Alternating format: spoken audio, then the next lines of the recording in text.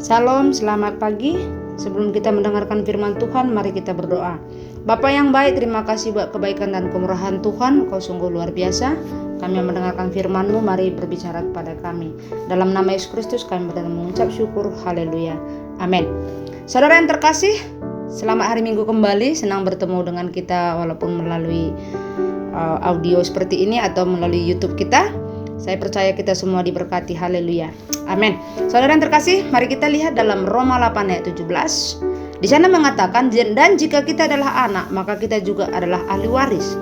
Maksudnya, orang-orang yang berhak menerima janji-janji Allah, yang akan menerimanya bersama-sama dengan Kristus, yaitu jika kita menderita bersama-sama dengan Dia, supaya kita juga dipermuliakan bersama-sama dengan Dia. Saudara yang terkasih, hari ini kita berbicara tentang pewaris bersama Kristus.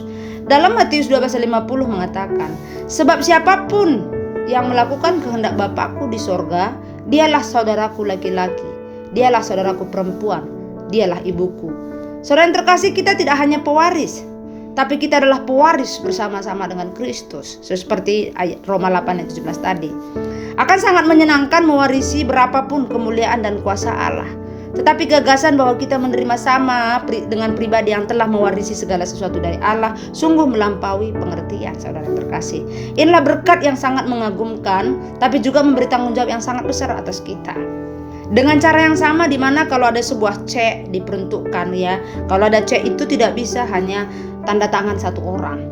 Ya, kita kalau membuka rekening dan buka rekening giro, namanya kita rekening giro, dan kita mencetak cek, tidak boleh hanya satu. Di sana harus ada 2 atau 3 orang yang menandatangani. Ya, kalau tidak cair itu duit. Bahkan kalau kita salah stempel, saya punya pengalaman salah stempel tidak cair duitnya. Jadi tidak boleh salah. Dan kerjasama tanda tangan, baik itu ketua, bendahara, sekretaris, itu harus bersama tanda tangan untuk mencairkan cek itu. Saudara yang terkasih, di sini dalam ayat ini mengatakan bahwa kita bersama-sama dengan Kristus sebagai menerima janji-janji Allah. Nah, dengan cara yang inilah kita di mana sebuah cek ini diperuntukkan untuk 2 orang atau 3 orang, dapat diuangkan tanpa tanda tangan kedua belah pihak, itu tidak bisa. Demikian pula warisan bersama kita dengan Yesus tidak dapat berfungsi tanpa kerjasama kita. Saudara yang terkasih, seberapa sering pun kita mengatakan bahwa Tuhan, aku tidak bisa hidup tanpamu, tetapi Tuhan pun sekarang mengatakan hal yang sama. Pekerjaan kini tidak bisa kunyatakan tanpa kamu. Kalau kamu mau melihat pekerjaan kini kunyatakan, kamu harus ada, kamu harus terlibat, kamu harus di dalam dia. Kalau tidak, bagaimana aku bisa menyatakan pekerjaanku? Hal yang sama yang Tuhan katakan. Ada sangat rohani dan sangat bagus sekali kalau kita selalu mengatakan, bangun pagi Tuhan, aku mencintaimu, aku tidak bisa hidup tanpamu. Tuhan juga mengatakan, selamat pagi anakku.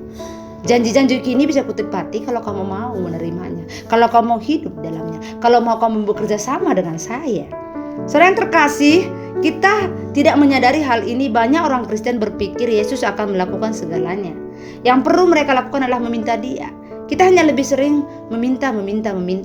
Dan dengan cerdas, kita menyadari bahwa kita tidak dapat melakukan apapun tanpa Tuhan. Tapi sebenarnya Tuhan juga mengatakan dalam Efesus 3:20, bagi Dialah dapat melakukan jauh lebih banyak daripada yang kita doakan atau pikirkan, seperti yang ternyata dari kuasanya yang bekerja dalam kita.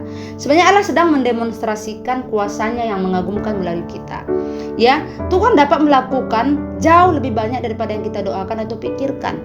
Tapi dalam hal ini kita jangan sampai, oh, Tuhan bisa melakukan jauh daripada yang kudoakan. Kalau kita nggak berdoa bagaimana? Ya, kalau kita hanya diam saja bagaimana? Kalau kita tidak bersikap apapun bagaimana? Karena Tuhan hanya akan melakukan jauh daripada yang kita doakan atau pikirkan. Artinya kita perlu berdoa, kita perlu berpikir. Ya. Nah, gagasan bahwa Allah akan melakukan jauh lebih banyak daripada yang kita minta atau pikirkan itu sebenarnya tidaklah benar. Dalam arti Tuhan memiliki kuasa mutlak dan otoritas akhir, tetapi juga Ia melakukan segala sesuatu menurut firman-Nya. Ia telah memberikan kita kekuasaan atas bumi ini dalam Kejadian 1:26, dan Ia bekerja dengan kita, melalui kita. Ya, terlepas segala sesuatu adalah di tangan Tuhan. Tuhan itu butuh kerjasama kita. Dia memakai kita. Sehingga apa yang kita doakan, apa yang kita pikirkan itu bisa dilakukan jauh daripada itu. Saudara yang terkasih, kebesaran kuasanya yang tak terbatas bekerja menurut iman yang kita gunakan di dalam firman-Nya. Apapun itu nggak akan terjadi kalau kita tidak memiliki iman di dalam firman-Nya. Prinsip inilah yang Paulus rujuk ketika ia berkata dalam Filipi 4 ayat 13, segala perkara dapat ku tanggung di dalam Dia yang memberi kekuatan kepadaku. Kita menyadari bahwa kekuatan kita itu di dalam Dia. Cara kita menguangkan cek surgawi kita untuk segala sesuatu yang berhubungan dengan kehidupan dan hidup saleh dalam 2 Petrus 1 ayat 3 adalah dengan mempercayai apa yang Allah janjikan dalam firman-Nya dan bertindak atasnya seakan-akan itu benar. Memang benar. Ya. Yesus telah menandatangani namanya di setiap janji dalam firman-Nya dan Anda adalah pewaris bersama Dia. Anda tidak sedang menunggu Dia. Dialah yang sedang menunggu Anda. Saudara yang terkasih, apapun yang Tuhan sudah janjikan dalam firman-Nya, Dia akan genapi, Dia akan selesaikan. Tapi Dia sedang menunggu Anda mempercayai Diakah. Hiduplah seolah-olah saudara memang sudah mendapatkan semua itu. Kalau saudara lihat dulu dengan mata fisik kita, maka kita akan tidak bisa hidup dalam janji itu. Iman itu kita berdiri di atas kenyataan. Jadi apapun janji Tuhan itu, engkau akan diberkati. Hiduplah seperti orang yang diberkati. Dalam arti hal ini bukan orang yang boros. Orang yang diberkati itu tidak boros. Orang yang diberkati itu tidak pelit. Orang yang diberkati itu tidak hitung-hitungan. Tapi orang yang diberkati itu juga tidak mengumbar-ngumbar, saudara yang terkasih. Ingat, kita ini penerima janji-janji Allah. Ya, di mana yang akan menerimanya bersama-sama dengan Kristus. Kita harus hidup bagi Kristus. Hidup adalah Kristus, mati adalah keuntungan. Kehidupan kita seharusnya selalu berbau Kristus. Cara kita, tujuan kita seharusnya selalu bertujuan untuk kemuliaan Yesus Kristus.